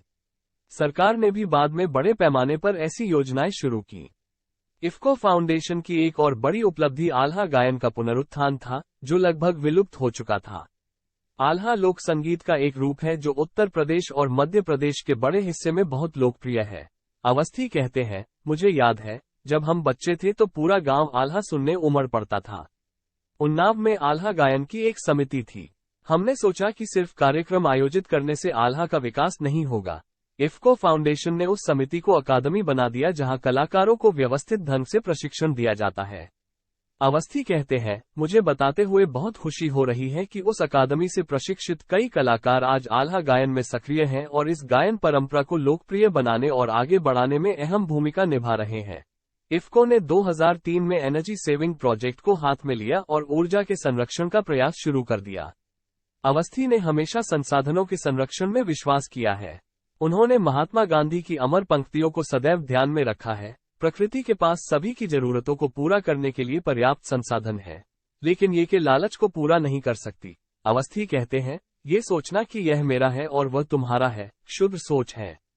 इस धरती पर आप जो बचत करते हैं वो पूरी मानवता के लिए है। सरकार ने संयंत्रों में ऊर्जा खपत के लिए नए मानदंड निर्धारित किए थे। अवस्थी बताते हैं, उन मानदंडों को हासिल करने के लिए तय अधिकतम अवधि के भीतर हमने लक्ष्य पूरा कर लिया। इफ्को सदन स्थापत्य की मिसाल। सुबह के समय इफ्को सदन का माहौल देखने लायक होता है। ठीक 9 बजे एक सफेद एम्बेसडर पोर्टिको में आकर रुकती है। सुरक्षा अधिकारी प्रबंध निदेशक की अगुवानी में गाड़ी की तरफ बढ़ते हैं। अवस्थी बाहर निकलते हुए सबका अभिवादन स्वीकार करते हैं। अवस्थी चौथी मंजिल पर बैठते हैं। यह मुख्यालय की सबसे ऊपरी मंजिल है। संयुक्त प्रबंध निदेशक, विपणन निदेशक और निदेशक तकनीकी भी इसी मंजिल पर बैठते हैं। प्रबंध निदेशक कार्यालय के कर्मचारी पहले से उपस्थित रहते हैं। उनके सुरुचिपूर्ण कक्ष में सब कुछ यथास्थान सुसज्जित है। दीवार पर एक पंक्ति से पुराने नए कलाकारों द्वारा बनाए गए चित्र सजे हैं। अवस्थी एक संक्षिप्त पूजा के बाद अपना स्थान ग्रहण करते हैं। इतने में उनकी चाय आ जाती है और काम का सिलसिला शुरू हो जाता है। इफ्को मुख्यालय भवन की जगह बहुत आकर्षक है। ये भवन दक्षिण दिल्ली के साकेत डिस्ट्रिक्ट सेंटर में 3020 वर्ग मीटर के भूखंड पर बनाया गया है। ये सेलेक्ट सिटी वॉक के ठीक पीछे और डीएलएफ मॉल के निकट है। इसके पड़ोस में कई अन्य मॉल, रेस्तरां और भव्य कार्यालय भवन हैं। थोड़ी ही दूर पर एक 5 सितारा होटल भी है। अवस्थी के निजी सचिव आर.के. चावला बताते हैं, 2004 में हम लोगों ने जब जमीन ली थी उस समय यहाँ कुछ भी नहीं था। हम लोग यहाँ 2006 में आए। सेलेक्ट सिटी वॉक उसके 1 साल बाद बना था। उसके बाद फिर पूरा इलाका विकसित हुआ। इफ्को मुख्यालय का शिलान्यास और उद्घाटन समारोह दोनों ही यादगार रहा है। इस उपलक्ष्य में लगाए गए शिलापट पर अवस्थी का नाम व हस्ताक्षर अंकित है। अवस्थी कहते हैं, हमने देश के विभिन्न हिस्सों से मिट्टी और विभिन्न नदियों से पानी मंगवाया था। हमारे लोग देश के हर कोने से आए थे। हमने उस मिट्टी और पानी से ईंट बनाए। फिर भूमि पूजा की गई और शिलान्यास हुआ। इफ्को सदन के उद्घाटन के अवसर पर इफ्को से जुड़े लोग देश भर से आए थे। साहित्य कला के प्रति अनुराग। इफ्को बोर्ड ने राग दरबारी के रचनाकार और ज्ञानपीठ पुरस्कार से सम्मानित सुप्रसिद्ध कथाकार पद्मभूषण श्रीलाल शुक्ल की स्मृति में 2011 में श्रीलाल शुक्ल स्मृति इफ्को साहित्य सम्मान की स्थापना की। ये सम्मान प्रति वर्ष हिंदी के एक ऐसे लेखक को दिया जाता है जिनकी रचनाओं में ग्रामीण और कृषि जीवन का चित्रण किया गया हो। इस पुरस्कार के तहत 11 लाख रुपये की सम्मान राशि, प्रशस्ति पत्र और स्मृति चिन्ह प्रदान किया जाता है। सम्मान समारोह के दौरान नृत्य, नाटक, दास्तान गोई, गायन सहित विभिन्न सांस्कृतिक कार्यक्रम का आयोजन किया जाता है। पिछले वर्षों के इस पुरस्कार ने साहित्य जगत में विशेष प्रतिष्ठा अर्जित की है। इफ्को की कार्य संस्कृति के अनुरूप गांव और खेती किसानी पर केंद्रित सर्जनात्मक गतिविधियों की ओर नई प्रतिभाओं का झुकाव बढ़ा है। इससे पहले इफ्को ने भारतीय संस्कृति के संवर्धन व समग्र विकास को बढ़ावा देने के लिए 1982 में जवाहरलाल नेहरू स्मारक इफ्को व्याख्यानमाला की शुरुआत की थी। तब से इस श्रृंखला के तहत doctor Desmond M Tutu, doctor MS Swaminathan, doctor PJ Kurien, doctor Karan Singh, doctor APJ Abdul Kalam, doctor Girish Karnad और विभिन्न क्षेत्रों के अनेक प्रतिष्ठित व्यक्तित्वों ने व्याख्यान दिया है। अवस्थी के कार्यालय में उनकी कुर्सी के पीछे गेहूं के खेत की एक पेंटिंग है। यह मशहूर चित्रकार परमजीत सिंह की ऑयल पेंटिंग है। अवस्थी ने इसे वर्ष 1998 में संयंत्रों के विस्तारीकरण के बाद खरीदा था और इसका नाम रखा था गोल्डन लैंड। पेंटिंग में गेहूं की बालियां पकी हुई हैं, इसलिए पेंटिंग का रंग सुनहरा है। इसी दीवार पर दाहिने कोने में दिग्गज पेंटर सतीश गुजराल की एक रेलिक में की गई एक पेंटिंग है। अवस्थी ने इसे वर्ष 2008 में पारादीप संयंत्र के जीर्णोद्धार के बाद खरीदा था और इसका नाम रखा था राइडिंग हाई ऑन अचीवमेंट्स। एक साक्षात्कारकर्ता ने एक बार अवस्थी से पूछा था कि क्या उन्होंने इन चित्रों के साथ कहीं चुपचाप जीत का जश्न तो नहीं मनाया है। उनके चेहरे पर एक बड़ी सी मुस्कान फैल गई थी, लेकिन उन्होंने कोई जवाब नहीं दिया। इफ्को की कला दीर्घा के प्रभारी रहे सुनील सवाने कहते हैं, डॉक्टर अवस्थी को पेंटिंग्स की बड़ी गहरी समझ है। हमारे पास लगभग 350 पेंटिंग्स हैं। प्रत्येक पेंटिंग को उनके अनुमोदन के बाद ही खरीदा गया है। हमारे संयुक्त उपक्रमों के जितने हैं, जैसे Oman oil company, Jordan phosphate mines company, ICS Senegal, उनके यहां से भी कई पेंटिंग्स और मूर्तियां भेंट स्वरूप आई हैं। क्लूसा, SCDI, वोका, मोजेक, हालदार टोपसे और IFA ने भी कई पेंटिंग्स भेंट की हैं। कहते हैं, हमारे संग्रह में लगभग 35 पेंटिंग्स विश्व प्रसिद्ध कलाकारों की हैं, जैसे MF हुसैन, FN सुजा, राम कुमार, SH रजा, सतीश गुजराल, अंजोली इला मेनन, अकबर पद्मसी, जतिन दास, शांति दवे, कृष्ण खन्ना, लक्ष्मण पई, GR संतोष, BC सान्याल, रेडप्पा नायडू आदि। फिर मध्यम स्तर के पेंटर्स की कृतियां हैं। कुछ पेंटिंग्स हमने जब खरीदी थी उस समय उनके पेंटर्स छात्र थे, अब वे मशहूर पेंटर्स हैं। आगे अवस्थी कहते हैं, हम लोग नवोदित कलाकारों की पेंटिंग्स भी खरीदते हैं। अपने स्वर्ण जयंती वर्ष में हमने मुंबई के JJ कॉलेज ऑफ आर्ट में 25 कलाकारों की एक कार्यशाला आयोजित की थी। उनको हमने कला सामग्री दी और उनके बनाए चित्रों पर उनको पुरस्कार दिए। हमारी वार्षिक रिपोर्ट के मुखपृष्ठ पर हमारे कला संग्रह का एक चित्र अवश्य होता है। अपने कला संग्रह पर हमने 2 सुंदर कॉफी टेबल पुस्तकें भी प्रकाशित की हैं। पूरा इफ्को मुख्यालय कलाकृतियों से सुसज्जित है। परिसर में प्रवेश करते आगंतुक की नजर ताजा फूलों की माला से विभूषित भगवान गणेश की मूर्ति ही पर पड़ती है। थोड़ा आगे अंडरग्राउंड पार्किंग को जाते ड्राइव वे के किनारे ताजा की मालाओं से अलंकृत देवियों की मूर्तियां लगी हैं। रिसेप्शन के पास दीवार पर एक देवता नृत्य की मुद्रा में चित्रित है। रिसेप्शन के बाद की लॉबी में चटकीले रंग में अमूर्त कला की कई बड़ी बड़ी पेंटिंग्स लगी हैं। कला के ये नूपुर पूरे इफ्को भवन में फैले हुए हैं। इफ्को मुख्यालय परिसर में प्रवेश करते ही भगवान गणेश और मातृ देवियों की मालाओं से सुसज्जित मूर्तियां दिखाई देती हैं। स्वागत कक्ष के पीछे की दीवार पर नृत्य करती एक दिव्यांगना की पेंटिंग सजी हुई है। इमारत के लगभग सभी केबिनों में कोई न कोई पेंटिंग लगी है। इफ्को कार्यालय में काम कर चुके एक इंटीरियर डिजाइनर का कहना है कि पूरी आंतरिक सज्जा में इस बात का ध्यान रखा गया था कि पेंटिंग्स को कैसे प्रदर्शित किया जाएगा। ये पेंटिंग्स और कलाकृतियां इफ्को के मुख्यालय को एक विशिष्ट ताजगी से भर देती हैं। पारदर्शी और निष्पक्ष। अवस्थी अपने कार्य व्यवहार में निष्पक्षता बरतने के लिए जाने जाते रहे हैं। RCF के कार्यवाहक CMD के रूप में उनके कार्यकाल के दौरान PDIL नामक एक सार्वजनिक क्षेत्र की कंपनी ने गलती से 15 लाख रुपये के अनुबंध के लिए 8 लाख रुपये की बोली लगा दी थी। PDIL के CMD SP शर्मा ने अवस्थी से मुलाकात की और उन्हें स्थिति के बारे में बताया। अवस्थी ने कहा, कोई बात नहीं, मैं आपको 15 लाख रुपये का भुगतान कर दूंगा। इसे लेकर लेखा व क्रय विभाग ने आपत्ति की। उन्होंने कहा कि यह तय प्रक्रिया और नियमों के खिलाफ है। अवस्थी ने उनसे कहा, ठीक है, PDIL एक सरकारी कंपनी है, भूल से कम राशि बता दी है, हम एक सार्वजनिक संस्था का नुकसान क्यों करें। एक अन्य वाकया फूलपुर संयंत्र से जुड़ा है। फूलपुर संयंत्र का विस्तार हो रहा था। अमोनिया प्लांट के लिए टेक्नोलॉजी हालदार टोप से की थी। उनका एक विदेशी इंजीनियर यहाँ नियुक्त था। वो भट्ट के हर छोटे बड़े काम में अड़ंगा लगाता था कि यह ठीक नहीं है, मत चालू करो, वो ठीक नहीं है, उसको मत शुरू करो। एक दिन विदेशी इंजीनियर ने अवस्थी को जाकर बताया कि भट्ट उचित मानदंडों और प्रक्रियाओं की अवहेलना कर रहे हैं। संयंत्र में दुर्घटना हो सकती है, उसने शिकायत की। अवस्थी ने भट्ट को तलब किया और स्पष्टीकरण मांगा। अवस्थी ने भट्ट से कहा, ठेकेदार और इफ्को कर्मियों के बीच समन्वय की कमी है। ये परियोजना और बाद में संयंत्रों के सुचारू संचालन को नुकसान पहुंचा सकता है, इसलिए कृपया सहयोग करना सीखें। आप नाराज हो रहे हैं, लेकिन ये बताइए, अगर कुछ गलत होगा तो आप पकड़ेंगे किसको? मुझे ही पकड़ेंगे ना? भट्ट ने जवाब दिया। इस स्पष्ट और ईमानदार उत्तर से वे तुरंत सामान्य हो गए। अवस्थी अपने कार्य व्यवहार में उच्च नैतिक मानकों का पालन करते हैं। उर्वरक बाजार में डाउन पेमेंट के लिए ऑफ सीजन छूट देने की व्यवस्था है। आमतौर पर 30 दिनों का क्रेडिट दिया जाता है, लेकिन अगर कोई डाउन पेमेंट करता है तो उसे छूट दी जाती है। पीक सीजन आने पर यह सुविधा वापस ले ली जाती है, लेकिन इफ्को ये छूट पीक सीजन में भी देता है।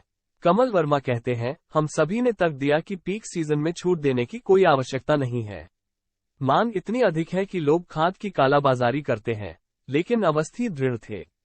उन्होंने कहा, नहीं, हम अपनी व्यवस्था नहीं बदलेंगे। वर्मा कहते हैं, इसने इफ्को में विश्वास पैदा किया है। किसान और उर्वरक विक्रेता दोनों बेसब्री से इफ्को उर्वरकों के आने का इंतजार करते हैं।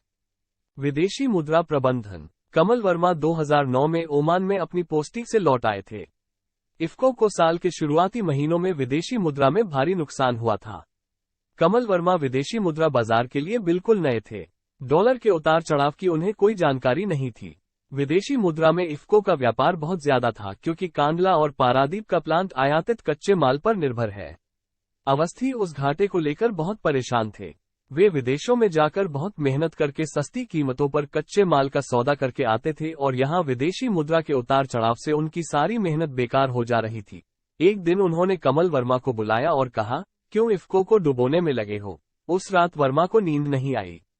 उनके लिए यह एक कठिन और पेचीदा स्थिति थी। एक पैसे के गलत निर्णय से 10 लाख रुपये के लेन देन पर 10,000 रुपये का नुकसान हो सकता था।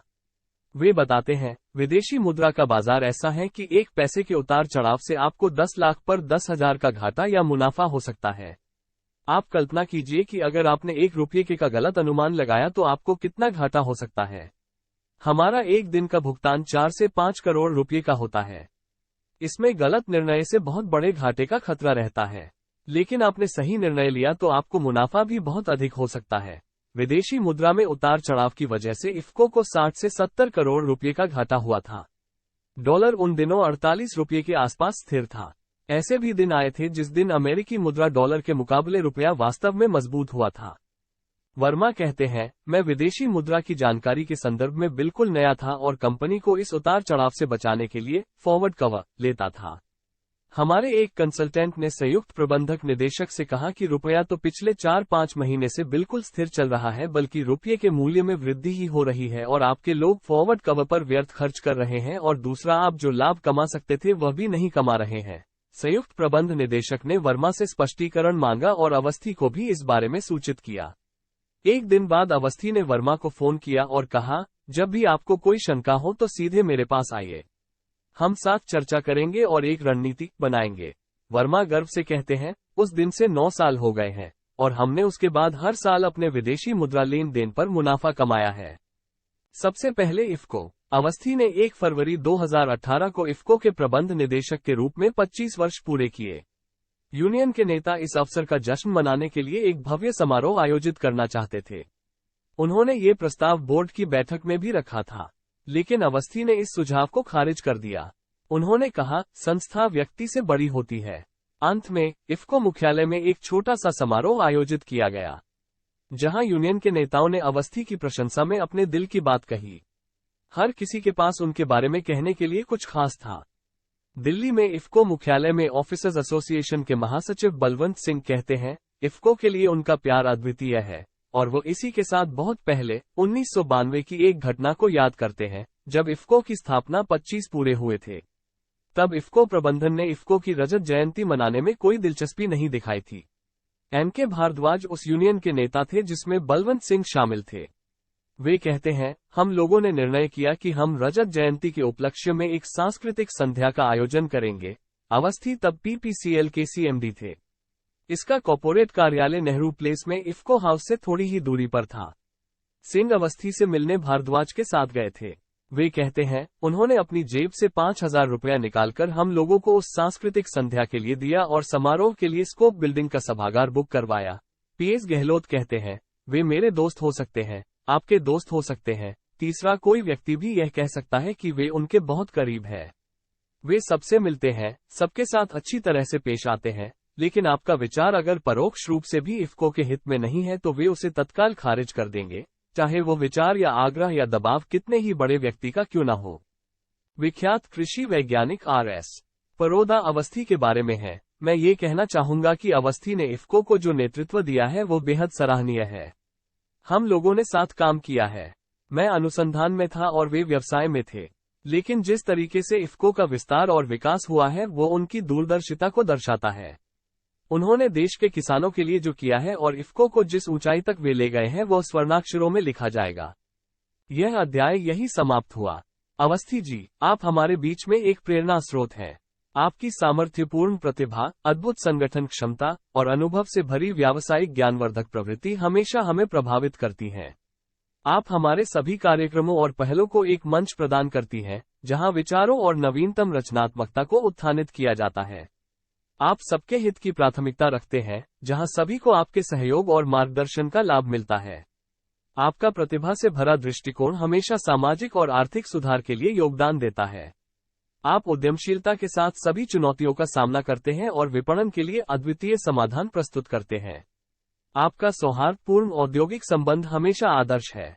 आप संगठन में सहयोग और समन्वय को प्रोत्साहित करते हैं और एक टीम के सदस्यों के बीच विश्वस्तरीय संघर्षों का समाधान करने का पर्याप्त धैर्य रखते हैं। आपकी नेतृत्व और उदारता संगठन के अंगों को आपस में मिलाकर मजबूत बनाती है। आप सामाजिक सरोकारों के प्रति अद्यतित रहते हैं और उन्हें पूरा करने के लिए सक्रियता दिखाते हैं। आप संगठन के बाहर भी अपनी सेवा करते हैं और सामाजिक परिवर्तन के लिए प्रेरित करते हैं। आपकी संघर्ष करने की क्षमता और नए और नवीनतम समाधानों के खोज में आपकी योग्यताएं हमारे समाज को प्रेरित करती हैं। आप एक मिलनसार और बहुज्ञ होने के साथ साथ हमेशा नए विचारों और नए समूहों के लिए खुले रह। अवस्थी जी, आपकी उत्कृष्टता, नेतृत्व और गुणवत्ता हमें प्रेरित करती है। आपका समर्पण और योगदान हमारे संगठन और समाज को मजबूत और समृद्ध बनाते हैं। हम आपके साथ गर्व महसूस करते हैं और आपकी प्रशंसा करते हैं। अब मिलते हैं अगले अध्याय में। धन्यवाद, शुभकामनाएं और जय हिंद।